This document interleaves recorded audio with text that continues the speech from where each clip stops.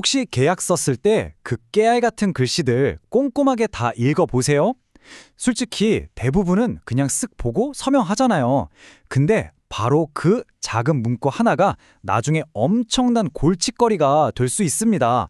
오늘은 바로 그 무시무시한 면책 조항의 함정, 그리고 어떻게 대처해야 하는지 속 시원하게 알려드릴게요. 자, 여러분은 어떻게 생각하세요? 법적으로 책임을 안 지겠다고 딱 명시해 놨으면 아무리 억울한 일이 생겨도 그냥 꼼짝없이 당해야 하는 걸까요? 이 질문에 대한 답 지금부터 같이 한번 찾아가 보시죠.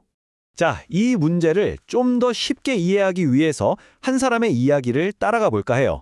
여기 중소기업을 운영하는 우리 김 사장님이 있습니다. 그냥 평범한 사업가인 이분에게 곧 아주 힘든 한 주가 닥쳐옵니다. 정말 마치 누가 짝이라도 한 것처럼 김 사장님한테 3가지 불운이 연달아 찾아오거든요. 과연 무슨 일이 있었는지 하나씩 한번 따라가 볼게요. 어느 날 밤이었어요. 회사 사무실에 도둑이 들어서 비싼 컴퓨터랑 중요한 서류들을 싹 다 훔쳐간 거예요. 아니, 분명 건물에 야간 경비원까지 있었는데 하필이면 그분이 순찰 시간에 잠깐 자리를 비운 그 틈에 일이 벌어진 거죠. 너무 황당하잖아요. 김 사장님이 건물주한테 따지니까 건물주가 툭 내민 게 바로 이 임대차 계약서였습니다. 매달 관리비에 경비비까지 꼬박꼬박 냈는데 책임이 없다니 김 사장님은 정말 눈앞이 캄캄해졌습니다. 근데 시련은 여기서 끝이 아니었어요. 며칠 뒤에 이번엔 회사 영업사원이 업무용 차를 몰고 가다가 큰 사고를 당한 겁니다. 정말 다행히도 직원은 국가에서 산재보상을 받을 수 있는 상황이었어요. 김 사장님은 당연히 회사 이름으로 가입해둔 자동차 보험사에 보험금을 청구했죠. 그런데 돌아온 대답이 뭐였냐면 그건 산재 대상이라 저희 소관이 아닙니다. 또 이 계약서, 이 약관에 발목이 잡힌 거예요. 정말 설상가상이죠. 주말에는 주차장에 멀쩡히 세워둔 회사 승합차를 도둑 맞았습니다. 더 기가 막힌 건 범인이 면허도 없는 고등학생이었는데 이 차를 몰고 막 질주하다가 전봇대를 들이받아서 차가 완전히 박살이 나버린 거예요. 김 사장님은 진짜 마지막 희망을 걸고 보험사에 전화했는데 돌아온 대답은 절만 그 자체였습니다. 아니, 내가 빌려준 것도 아니고 도둑이 훔쳐서 무면허로 운전하다 사고로 냈는데도 보험금을 못 준다니. 정말 계약서에 면책 이 2글자만 있으면 모든 게 다 용서되는 걸까요? 자, 이 억울하게 짝이 없는 상황들. 그런데 여기서부터가 진짜입니다. 반전이 시작되거든요. 사실 이 김 사장님의 이야기는 전부 우리 실생활이랑 아주 가까운 실제 대법원 판례들을 바탕으로 만든 거예요. 그리고 법원의 판단은 우리가 생각했던 거랑은 조금 달랐습니다. 자, 이 표 좀 보세요. 결과가 좀 재밌지 않나요? 사무실 도난이랑 직원 부상 사건에서는 김 사장님이 졌어요. 그런데 마지막 차량 도난 사건에서는 이겼습니다. 승소했어요. 아니, 똑같이 억울해 보이는데 도대체 무슨 차이가 있었던 걸까요? 이제부터 왜 이렇게 판결이 엇갈렸는지 그 비밀을 한번 풀어보겠습니다. 이 판결들 뒤에는요, 우리 같은 소비자를 보호하는 아주 중요한 2가지 법 원칙이 딱 버티고 있었습니다. 첫 번째는 바로 이 약관 규제법입니다. 이게 뭐냐면 기업이 일방적으로 만들어 놓은 계약서, 그러니까 약관에서 소비자한테 너무 심하게 불리한 조항은 아예 이건 무효야 라고 선언해버리는 우리를 위한 일종의 안전장치 같은 법이에요.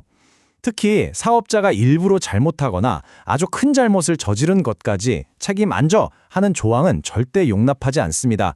이 법에 따라서 보면 첫 번째 사건에서 경비원이 잠깐 준 거, 물론 잘못이죠. 하지만 법원이 보기엔 이걸 건물을 아예 내팽개친 수준의 중대한 과실까지는 아니라고 본 거예요. 그래서 가벼운 과실에 대한 면책 조항은 유효하다고 판단한 거죠. 두 번째 사건도 마찬가지로 이미 국가 산재보험으로 보상을 받으니까 이중으로 보상받는 걸 막는 건 합리적이라고 본 거고요. 그렇다면 마지막 사건은 왜 이겼을까요? 바로 이 신의 성실의 원칙이라는 어떻게 보면 법의 히어로 같은 존재 때문입니다. 줄여서 신의 칙이라고도 하는데요.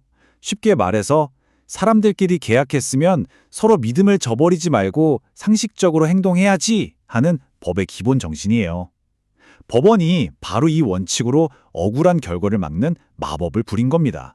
이게 바로 그 마법, 수정 해석입니다.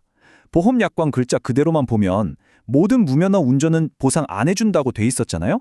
하지만 법원이 생각한 거죠. 아니 상식적으로 차 주인이 도저히 막을 수도 없었던 도난 상황에까지 이 조항을 적용하는 건 너무하잖아. 이건 신의 칙에 어긋나. 그래서 이 조항은 차 주인이 통제할 수 있는 상황에서 벌어진 무면허 운전에만 적용되는 거다라고 그 의미를 우리 상식에 맞게 딱 줄여서 해석해 준 겁니다. 정말 속 시원한 판결이죠? 자, 김 사장님의 롤러코스터 같은 이야기를 통해서 정말 중요한 교훈을 얻었습니다. 이제 이 지식을 우리 실생활에 바로 써먹을 차례예요. 억울한 일 당하지 않기 위해서 우리가 뭘 해야 할지 핵심만 딱 정리해 드릴게요. 핵심은 이겁니다. 첫째, 책임 안 진다는 말에 쫄지 마세요. 김 사장님 사무실 경비원처럼 상대방의 잘못이 아주 크다면 그 면책 조항은 무효가 될 수 있습니다. 둘째, 보험사가 안 돼요 라고 해도 그게 끝이 아닐 수 있다는 거. 김 사장님의 도난당한 차처럼 내가 도저히 어떻게 할 수 없었던 상황이었다면 법원이 우리 편을 들어줄 수 있습니다. 그리고 마지막, 가장 중요한 예방. 계약서에 사인하기 전에 딱 1분만 책임 조항을 읽고 궁금한 걸 물어보는 습관. 이게 나중에 큰 골칫거리를 막아줍니다. 오늘 이야기 어떠셨나요? 이제 책임 안 짐이라는 문구가 예전처럼 무조건적이고 무섭게만 보이진 않으시죠? 법은 결국 우리 상식을 바탕으로 움직이고요. 우리의 권리는 아는 만큼 보인다는 사실 꼭 기억하셨으면 좋겠습니다.